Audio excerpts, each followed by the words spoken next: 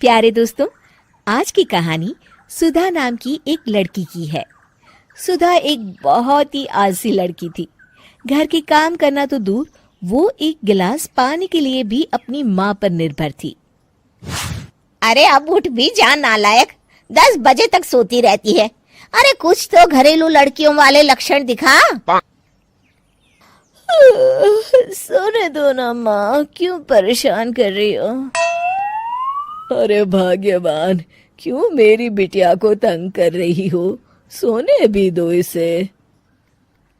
लो, बाप बेटी दोनों एक जैसे हैं।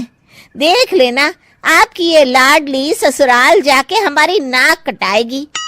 मैं कहती हूँ अब भी वक्त है, अपनी ये आदतें सुधार ले, वरना ससुराल में तेरी सास कान खींच कर तुझे सीधा करेगी। वही तुझे सबक सिखाएगी। दुनिया में आज तक कोई ऐसी सास पैदा नहीं हुई माँ, जो सुधा चोपड़ा को सबक सिखा सके।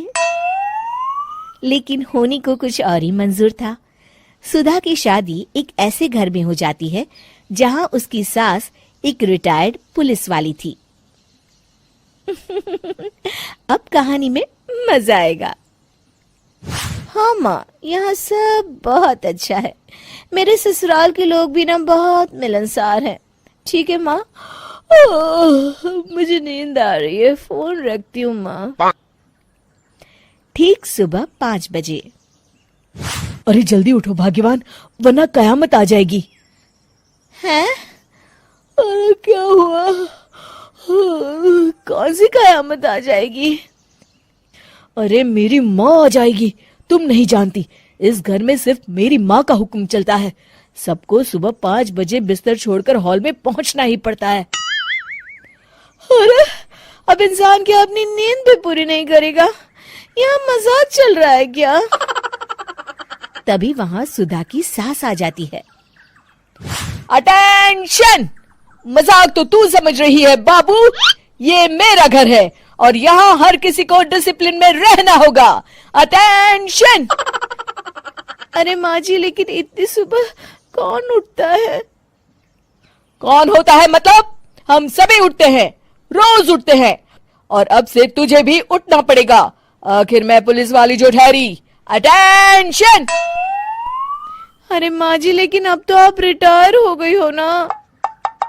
तो क्या हुआ? शेर कितना भी बूढ़ा हो जाए, शिकार करना नहीं छोड़ता। उसी तरह हम पुलिस वाले रिटायर होने के बाद भी अपने अनुशासन में ही जीवन जीते हैं। चलो अब बेकार की बहस बंद करो और उठकर हॉल में चलो। अभी आधा घंटा तुम सबकी परेड चलेगी। अटेंशन! अरे मैं कोई परेड नहीं करने वाली।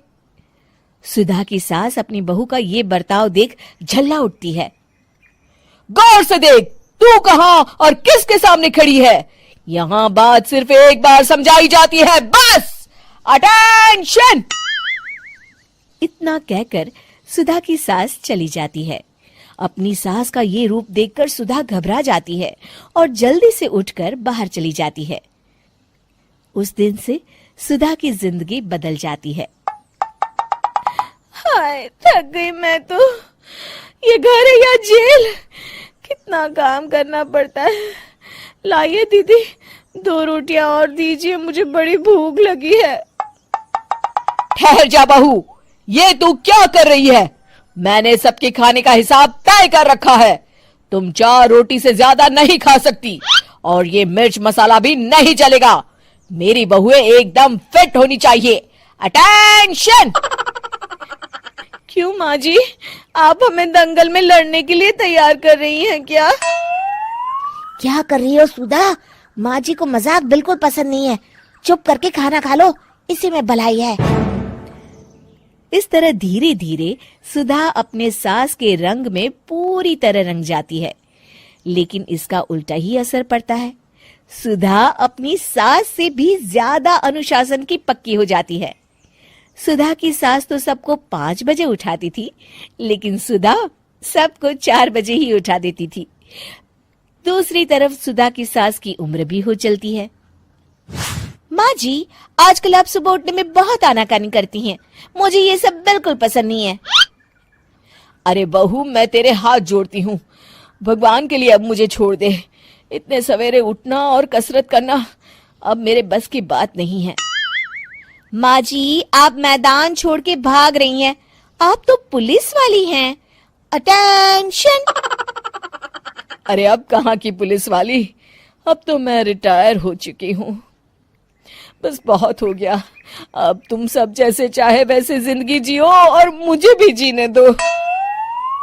अपनी सास को गिड़गिड़ाते देख सुधा मन ही मन मुस्कुराती है। इस तरह उस दिन के बाद से सुधा के ससुराल वाले एक सामान्य जीवन जीने लगते हैं।